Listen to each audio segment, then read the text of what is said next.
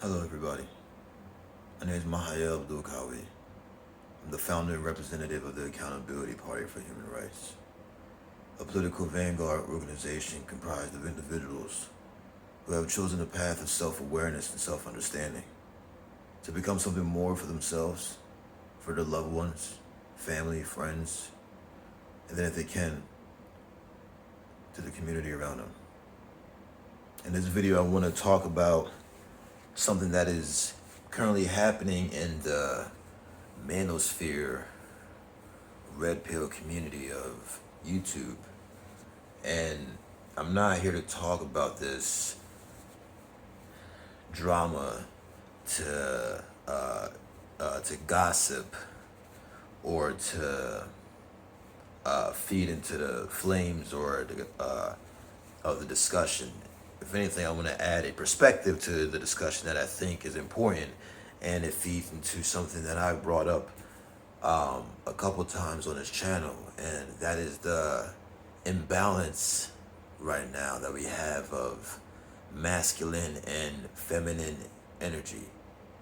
The balance of masculinity and femininity that keeps a society intact, it keeps it in structure, it keeps it cohesive. So the situation, the soap opera that I'm talking about is the FreshnFit podcast, a very popular podcast in the manosphere red pill community. They're based in Miami. These two guys recently, long story short,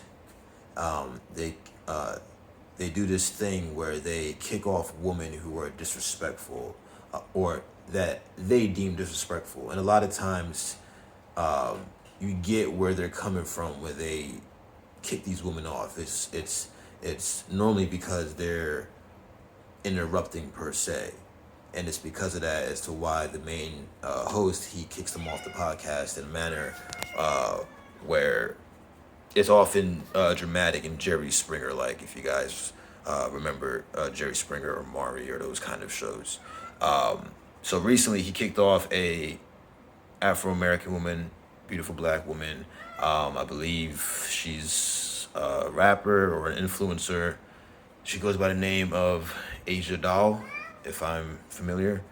So yeah, he kicks her off because she was talking to another woman next to her frequently throughout the podcast, I guess. And then he kicks her off.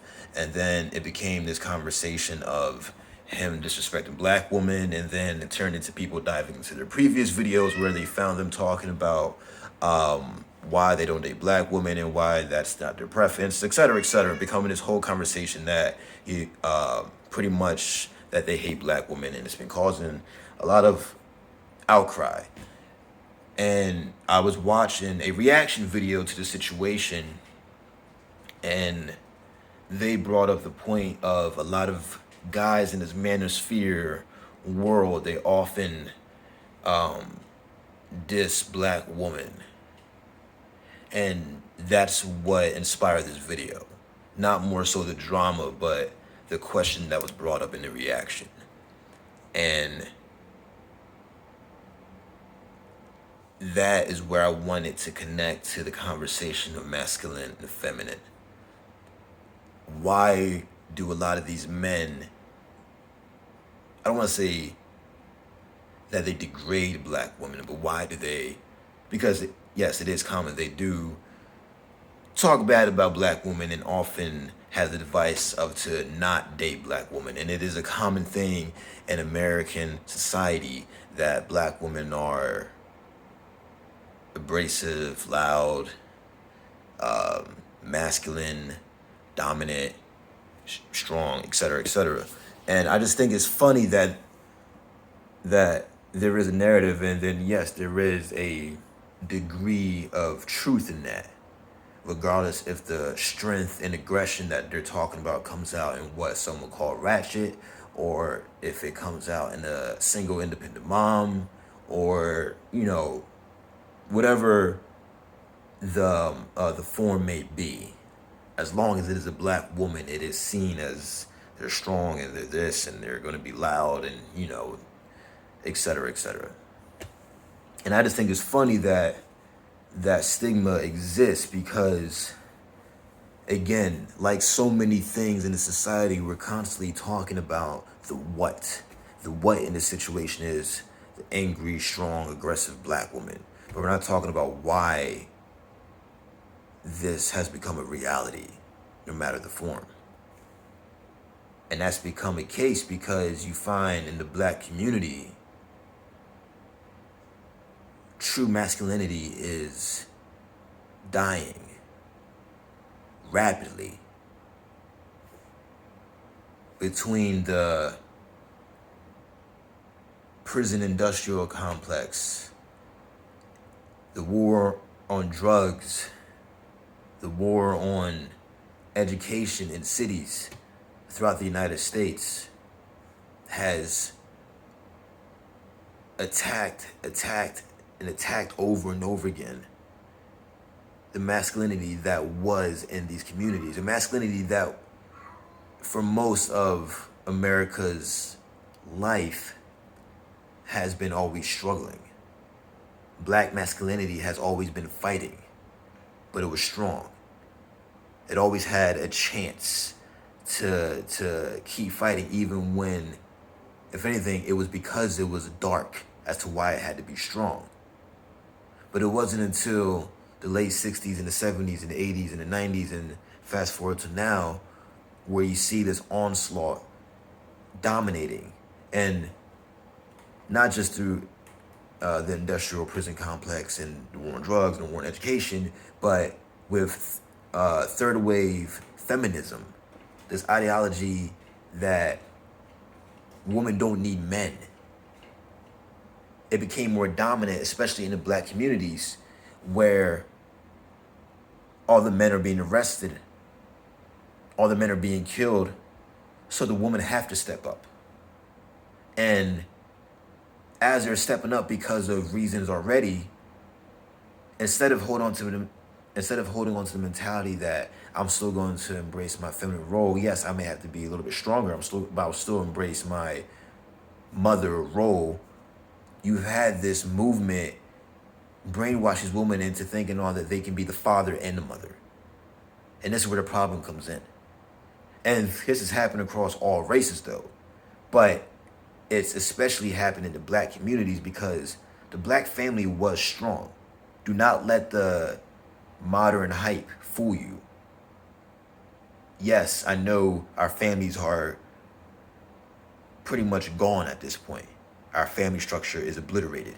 But there was a point in time where, because of the history of Afro-Americans in this country, our families had to be strong. It was a requirement. But how do you take out all these up-and-coming powerful leaders and these groups and these potential revolutionaries? You attack the family structure. You throw off the balance of masculine and feminine roles in the family. And then you do it on a wide scale. So I think it's funny when these men in the manosphere, essentially their goal is to make men strong, but that's the con in itself because these are weak men. But it's really laughable because it's the product of so much. These weak men, which are a product of society stripping away true masculinity, hating on these women that are a product of women stepping up and then being brainwashed that because they're stepping up, they don't need men and that they can become this masculine role now, which is not true for either sex. And let me change that. I'm not saying that sex and your masculinity are connected, because you can be, it's all about yin and yang, but you know what I'm saying. The idea of the true masculine and true feminine, regardless of your sex, has been destroyed. Because even though, yes, in a heterosexual sense, it is a man and woman, that is the prototype, per se, for all relationships, regardless if it's homo or hetero. So if the structure is destroyed in a hetero relationship, it will only be destroyed in a homo relationship as well. So you see how this trickles out. So I'm making this video as another highlight to look into the spiritual aspect of these things too. Because I know on this video I discuss a lot of political things, but as well, before it's a class war, which is the major problem that I speak up against for the working class people to be aware of, you also have to understand at the end of the day, truly what this all is, the war on climate, the war on class, race, economics, education, it's a spiritual war. And I didn't say religious, it's a spiritual war, meaning it is a battle of within, of morale, of conviction, of discipline, of belief, of faith. And because that is so void in this society, it's throwing off the balance of masculine and feminine, which is the underlying basis for all this. You see, and yeah, inshallah, I hope this message gets out, because I want people to look at these moments like this and don't feed into the superficial, the material layer of this, and look deeper into what it really is. Or at least see it from that perspective, and maybe that can help you maneuver the physical, the material world differently. It can help you operate in the matrix better, where you're able to have the trench coat and the sunglasses, if you look at it from this spiritual lens, maybe. Inshallah.